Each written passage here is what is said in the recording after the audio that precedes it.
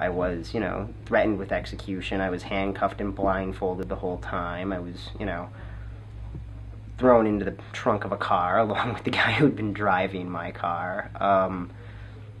And it was by a group that is essentially the Al-Qaeda affiliate in Syria, Jabhat al-Nusra. We had arranged a meeting with the leader of a group of Jabhat al-Nusra, Al-Qaeda fighters in Syria, and when we showed up for the meeting, the commander had gone somewhere else. He wasn't there, and so instead we met with his brother, who was another leader of the group, but who I had never met. I think it was mostly the fact that I was, you know, obviously understanding some of the stuff he was saying before it was translated back to me. That frequently makes people suspicious. And then the group of fighters around this gentleman were mostly young, non-Syrian Arabs, Libyans, Tunisians, some guys from the Gulf.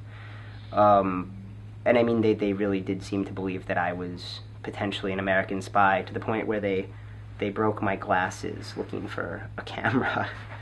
Probably there were 2 cars. They cut the road. There was a van and a sedan. They cut the road, fanned out very quickly. We're firing in the air. We're shouting at us to get out of the car. We're shouting at me and the driver to get in the trunk of their car. For a second I thought I was going to get a rifle butt in the face, and the guy I was in the trunk of the car with, you know, at first you want to think, oh, maybe it's not as bad as it is, and he's, you know, saying the Shahada, which is what Muslims will say when they think they're going to die.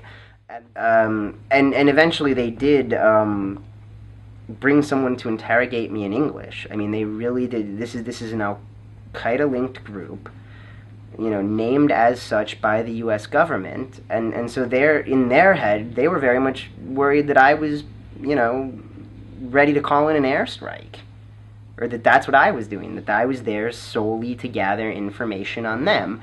They never told us why we were released in the end, but we're relatively certain that the guy we were supposed to meet with came back at the end of the day, and they said, oh, we've captured this guy, and this guy, and this guy, and he goes, ugh, okay, yeah, let him go.